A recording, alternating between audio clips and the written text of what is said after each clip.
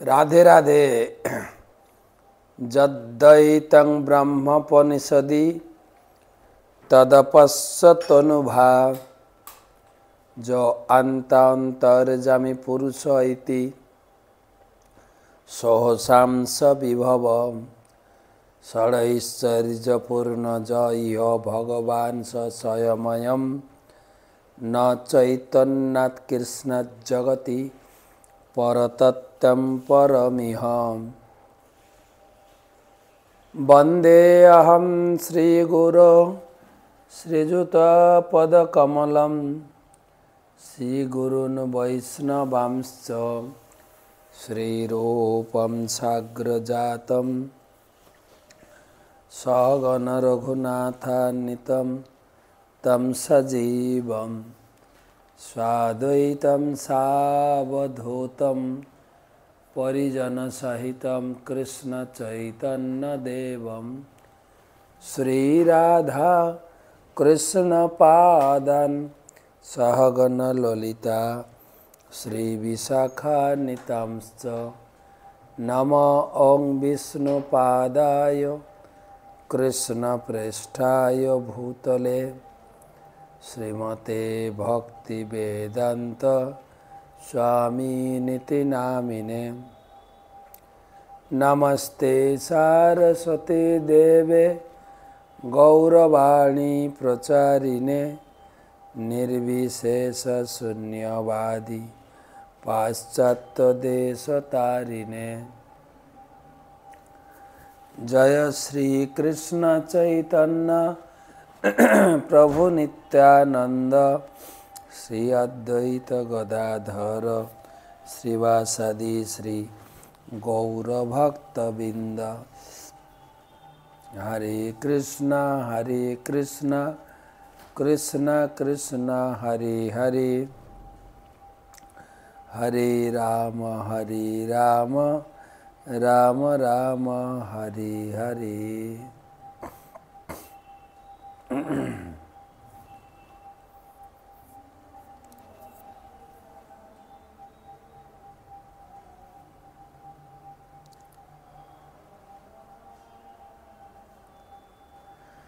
जय जय श्री चैतन्य जय नित्यानंद जय अद्वैत चंद्र जय गौरभक्तबिंद। जय जय श्री चैतन्य जय नित्यानंद जय अद्वैत चंद्र जय गौरभक्तबिंद। जय जय श्री चैतन्य जय नित्यानंद जय अद्वैत चंद्र जय गौरभक्तबिंद। श्री चैतन्य चरितामृत महाकाव्य मध्यलीला चतुर्विंशति परिच्छेदेर आज के 248 श्लोक থেকে আমরা আলোচনা করব সাধু সঙ্গের মহিমা। महाप्रभु निजे नारद मुनि एवं व्याधेर नारद मुनिर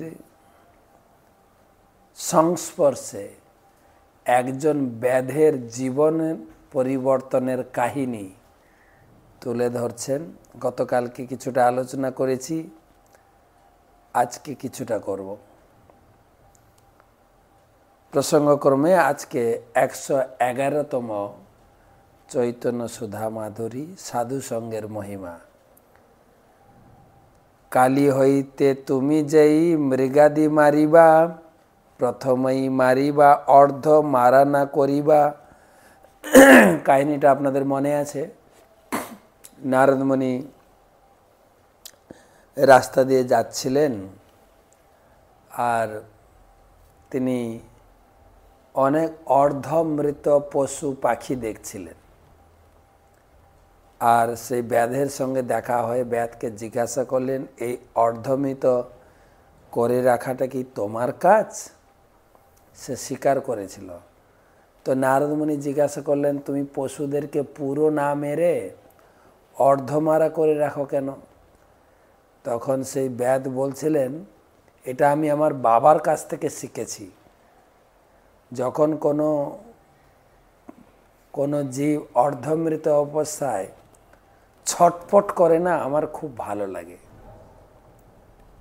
তখন নারদ মুনি বলেন, আমি তোমার কাছে একটা জিনিস ভিক্ষা চাই। তো ব্যাদ বলেন, কি চাও তুমি? পশু চাও নাকি পশুর চামড়া, হরিণের চামড়া, বাঘের চামড়া, কি চাও বলো, যা চাইবে আমি দেব। তো নারদ মুনি বলছেন, নারদ কহে, ইহা আমি কিছু নাহি চাই, আর এক দান আমি মাগি তোমারটাই। এই ধরনের কোনো কিছু আমি চাইছি না, অন্য জিনিস একটা চাই। কি চাই সেইখান থেকে আমরা আলোচনা করব। প্রথমে গুরুপাদ পদ্মে প্রণাম জানাই।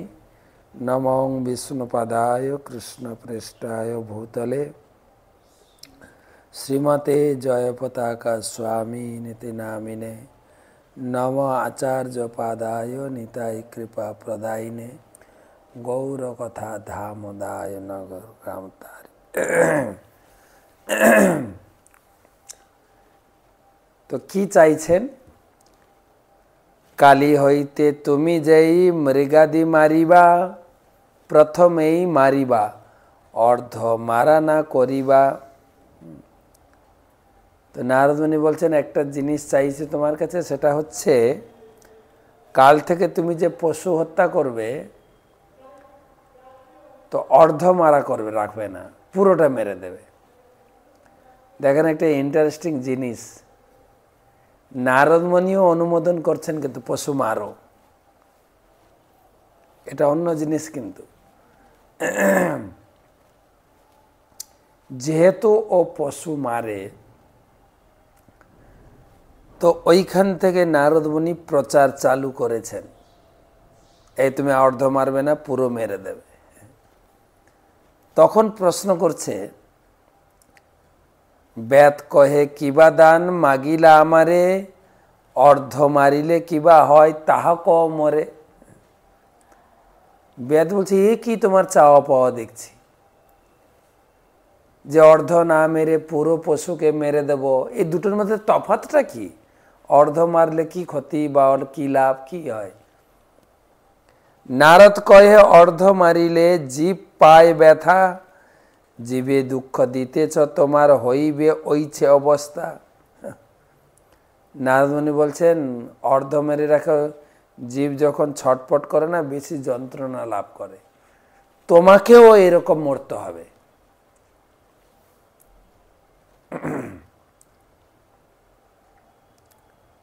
প্রভুপাদ এর উপরে তাৎপর্য দিয়েছেন।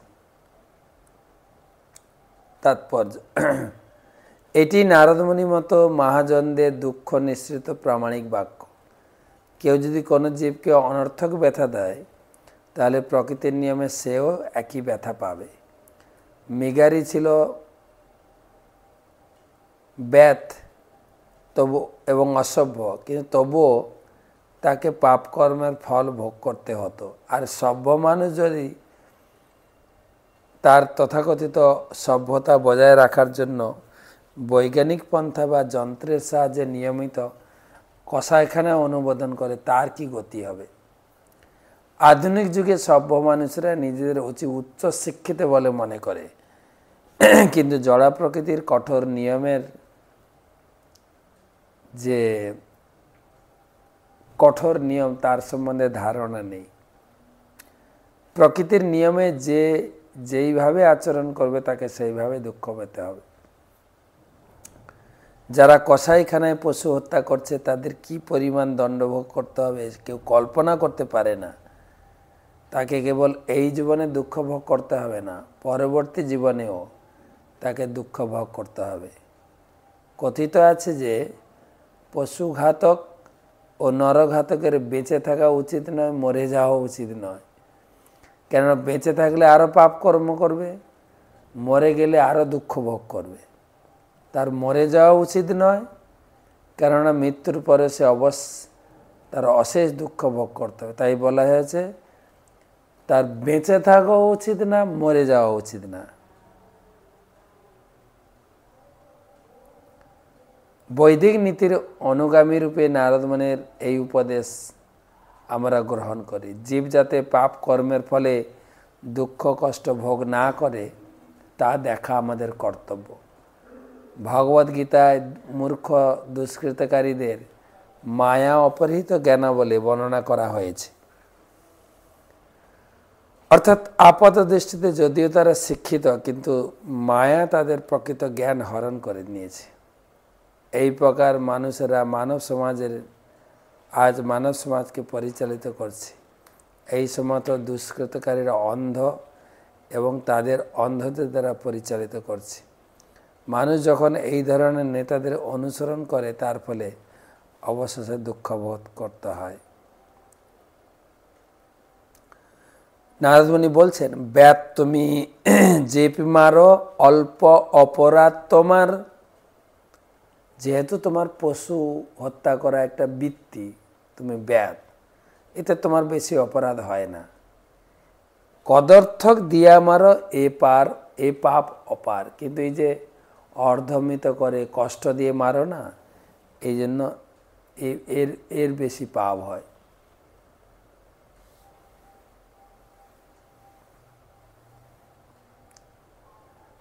প্রভুপাদ লিখছেন, পশুঘাতকদের প্রতি একটি সৎ উপদেশ। মানব সমাজে সবসময় পশুঘাতক মাংসাহারী রয়েছে, কেননা অসভ্য মানুষেরা সাধারণত মাংসাহারী। যারা মাংসাহারী করে অসভ্য। বৈদিক সমাজে মাংসাহারীদের কালীর কাছে পশু বলি দেওয়ার নির্দেশ আছে। পশুদের অনর্থক কষ্ট দেওয়ার নির্দেশ দেওয়া হয়নি।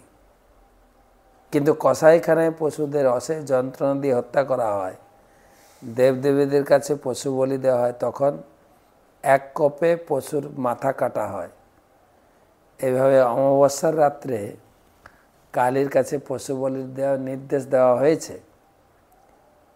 এবং এমন এক জায়গায় পশুর নির্দেশ দেওয়া হয়েছে যেখানে পশুর করুণ আর্তনাদ কেউ শুনতে না পায়। এই প্রকার বিধিনিষেধ রয়েছে। মাসে কেবল একবার পশু বলি অনুমোদন রয়েছে এবং সেই পশুঘাতককে পরবর্তীকালে সেইভাবে যন্ত্রণা ভোগ করতে হবে। বর্তমানে তথাকথিত সব মানুষরা ধর্ম অনুষ্ঠানের মাধ্যমে কোনো দেবতার কাছে পশু বলি দেয় না। তাদের রসনা তৃপ্তির করার জন্য হাজার হাজার পশু হত্যা করে মাংস বিক্রি করে। তার ফলে সারা পৃথিবীর নানাভাবে দুঃখ দুর্দশা ভোগ করছে। রাজনীতিবিদরা অনর্থক যুদ্ধ ঘোষণা করছে। প্রকৃতি ক্রিয়মাণানি গুণই কর্মাণি সর্বস্ব অহংকার বিমূঢ়াত্মা কর্তাহমিতি মন্যতে। কারোই মনে করা উচিত নয় যে পশু হত্যা করার স্বাধীনতা রয়েছে, সেজন্য তাকে ফল ভোগ করতে হবে না। সেইভাবে আচরণ করে কেউ নিরাপদ থাকতে পারে না। নারদ মুনি এখানে বলেছেন যে পশু হত্যা পাপ, বিশেষ করে পশুকে অনর্থক যন্ত্রণা দেওয়া। মাংসাহারী পশুঘাতকদের উপর দেওয়া হয়েছে, তারা যেন কসাইখানার মাংস খরিদ না করে। তারা মাসে একবার কালী পূজা করে পাঁঠা বা ভেড়া জাতীয় কোনো অপ্রয়োজনীয় পশু বলি দিয়ে মাংস খেতে পারেন। কদর্থিয়া তুমি যত মারিলা জীবেরে, তারা তো ইচ্ছে তোমারে মারিবে জন্ম জন্মান্তরে। তুমি যে অর্ধমিত করে ফেলে রাখো না, এত কষ্ট দিয়ে মারছ, তারাও তোমাকে মারবে। এটি দেবর্ষি নারদের একটি প্রামাণিক উপদেশ। যারা পশু হত্যা করে, পশুদের অনর্থক যন্ত্রণা দেয়, যেমন কসাইখানায় দেওয়া হয়েছে, তারা তাদের পরবর্তী জন্মান্তরে সেইভাবে নিহত হবে। এই ধরনের অপরাধ থেকে কেউ নিস্তার পায় না। কেউ যদি মাংস বিক্রি করার জন্য হাজার হাজার পশু হত্যা করে, তাহলে তাকে পরবর্তী জীবনের জন্মান্তরে সেইভাবে নিহত হওয়ার জন্য প্রস্তুত থাকতে হবে। বহু মূর্খ পাষণ্ডী তাদের নিজেদের ধর্মনীতি লঙ্ঘন করে। ইহুদি খ্রিস্টান এইভাবে নির্দেশ দেওয়া হয়েছে তুমি কাউকে হত্যা করবে না, তবু নানা রকম অজুহাত দেখিয়ে ধর্মনেতারা পর্যন্ত পশু হত্যা করছে এবং সাধু সাজার চেষ্টা করছে। এই ধরনের ছলনা এবং প্রবঞ্চনা মানব সমাজে অন্তহীন দুঃখ দুর্দশা আনয়ন করে। এই যে মায়ানমারে ভূমিকম্প, এইসব ধর্মনীতি লঙ্ঘন করার ফলে লক্ষ লক্ষ মানুষ যুদ্ধক্ষেত্রে গিয়ে পরস্পরকে হত্যা করছে। তারা আণবিক বোমা সৃষ্টি করেছে, পরিপূর্ণ ধ্বংসের প্রতীক্ষা করছে। জন্ম জন্মান্তরে এইভাবে নিহত হওয়ার থেকে রক্ষা পেতে চায়, তাহলে কৃষ্ণ ভাবনামৃত 4 নিয়ম পালন করে তাকে ভগবানের ভজন করতে হবে। তাই আমরা সকলকে অনুরোধ করি তারা যেন পাপ কর্ম পরিত্যাগ করে হরে কৃষ্ণ মহামন্ত্র কীর্তন করে। এভাবে মানুষ জন্ম মৃত্যুর আবর্ত থেকে মুক্ত হতে পারে।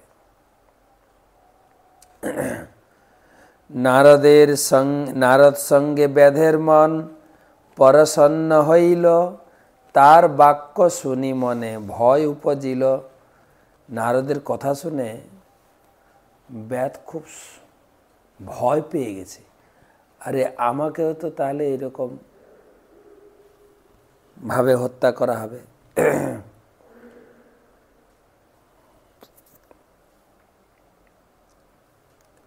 শুদ্ধ ভক্তের এমনি প্রভাব। আমাদের যে সমস্ত প্রচারকরা পৃথিবী জুড়ে, সারা পৃথিবী জুড়ে কৃষ্ণ ভাবনামৃত প্রচার করছে, তাদেরকে শিক্ষা দিতে হবে 4 নিয়ম পালন করে কেবল হরে কৃষ্ণ মহামন্ত্র কীর্তন করো।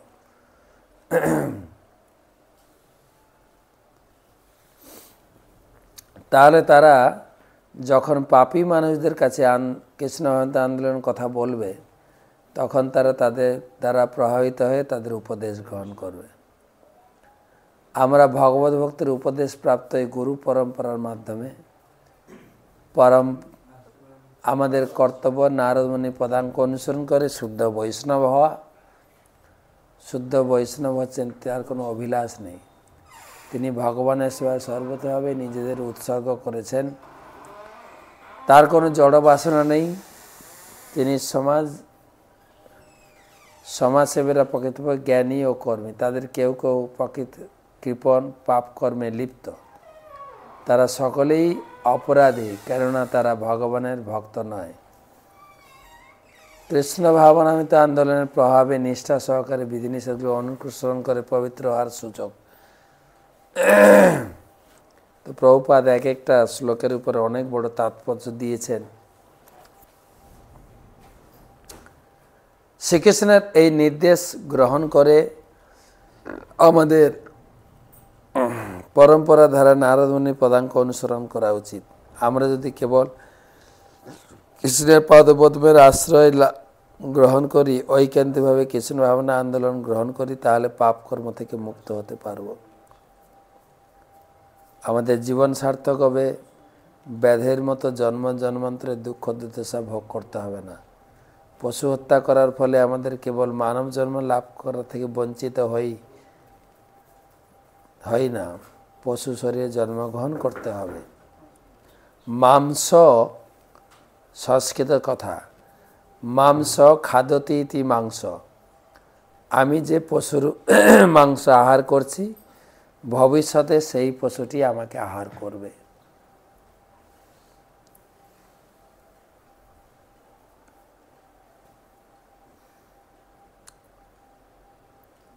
বেদ কহে বাল্য হইতে এই আমার কর্ম, কেমনে তরিমুময়ী পারম অধম। ব্যাত্রী বলল, আমি তো ছোট থেকে এই কাজ করে এসেছি, তাহলে তো আমার কত পাপ হয়েছে, আমি উদ্ধার পাবো কি করে? দেখেন, এই হচ্ছে সাধু সঙ্গের পাওয়ার অফ অ্যাসোসিয়েশন, ভক্তের সঙ্গ। কেউ যখন নিজের পাপের কথা বুঝতে পেরে পুনরায় তার পাপ কর্মে লিপ্ত না হওয়ার সংকল্প স্বীকার করে, তখন তার মঙ্গলজনক। মহাজনেরা প্রতারণা কপটতা বরদাস্ত করেন না। কেউ যখন বুঝতে পারে যে পাপ কি, তখন নিষ্ঠাভরে পাপ কর্ম পরিত্যাগ করে অনুতপ্ত হয়ে ভগবানের প্রতিনিধি শুদ্ধ ভক্তের মাধ্যমে সে শরণাগত হয়ে ভজন শুরু করে, তখন সে নিস্তার পায়। তাই সে ব্যাধটি প্রথমে নারদ মুনির কাছে তার পাপের কথা স্বীকার করে। এইভাবে সে পাপ কর্ম থেকে উদ্ধার পেতে, কিভাবে উদ্ধার পেতে পারে সে কথা জিজ্ঞাসা করেছিল। এই পাপ যায় মোর কেমনে উপায়ে, নিস্তার করহ মরে পড়ো তোমারও পায়ে। আমি তোমার চরণে আত্মনিবেদন করছি, ছোট থেকে যত পাপ করেছি সেখান থেকে উদ্ধার পাবো কি করে, একটা রাস্তা দেখাও।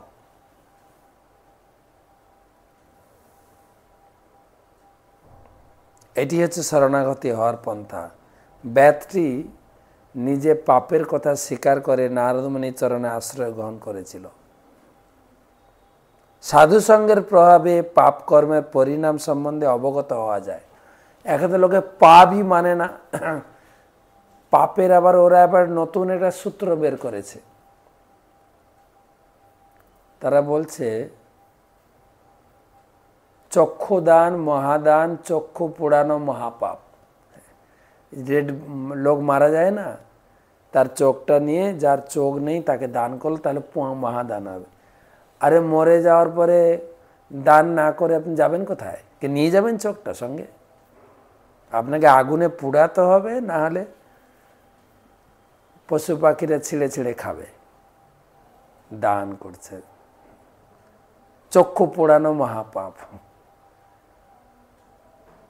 তারা একটা বের করেছে নীতি, কিন্তু এটা না। শাস্ত্রে যেটা বলা হয়েছে যে কোনটা পাপ কোনটা পুণ্য সাধু সঙ্গের ফলে বা শাস্ত্র অধ্যয়ন করলে জানা যায়। নিজেরা পাপ পুণ্য একটা বানিয়ে দিলে হয় না। একদিকে বলছেন রক্তদান মহাদান, আবার একদিকে কত পশু হত্যা করে গেছে, তখন মনে হয় না? মায়ের গর্ভে সন্তানদের হত্যা করছে, তখন মনে হয় না পাপ? আপনার এক ফোঁটা রক্ত একটা লোকের জীবন দান করতে পারে। কত জীবন মারছ তোমরা, আবার জীবন দান করতে পারে। কত লোককে মারছ। এই ভোট আসে জেতার জন্য কত লোক মরবে। তাই কিন্তু কোনটা পাপ কোনটা পুণ্য উপলব্ধি হবে যদি কেউ শাস্ত্র পড়ে এবং সাধু সঙ্গ করে, তবে পাপ পুণ্য সে অবগত হতে পারে, যেরকম ব্যাধ অবগত হতে পারছে। কেউ যখন স্বতঃস্ফূর্তভাবে শ্রীকৃষ্ণের প্রতিনিধি সাধুর শরণাগত হয়, তার নির্দেশ অনুসরণ করেন, তখন সে পাপ থেকে নিস্তার হতে পারে। ভগবান কৃষ্ণ এই কথা বলেছেন, কেউ যখন আমার শরণাগত হয় তখন তাকে আমি পাপ থেকে মুক্ত করি এবং তাকে আমি উদ্ধার করি। তো নারদুনি বলছেন, নারদ কহে যদি ধরো আমারও বচন, তবে সে করিতে পারি তোমারও মোচন। নারদ মুনি বলেন একটা উপায় হতে পারে, তোমাকে সব পাপ থেকে মুক্ত করব, যদি আমার কথাটা তুমি রক্ষা করো। তো এর ডিটেলস আমরা কালকে আলোচনা করব। আজকে একটু লেট হয়ে গেছে, আজকে এই পর্যন্ত থাক। সুন্দর প্রসঙ্গ আলোচনা হচ্ছে সাধু সঙ্গের প্রভাব। কালকে আবার এখান থেকে আলোচনা করব। হরে কৃষ্ণ, রাধে রাধে। বৃন্দাবনে এসে পৌঁছেছি, বৃন্দাবন থেকে আপনাদের সঙ্গে যুক্ত হচ্ছি। 2-1 দিন থাকবো বৃন্দাবনে। তো বৃন্দাবন ধাম থেকে আপনাদের সঙ্গে চৈতন্য চরিতামৃত আলোচনা হচ্ছে নারদ মুনি এবং ব্যাধের প্রসঙ্গ। রাধে রাধে।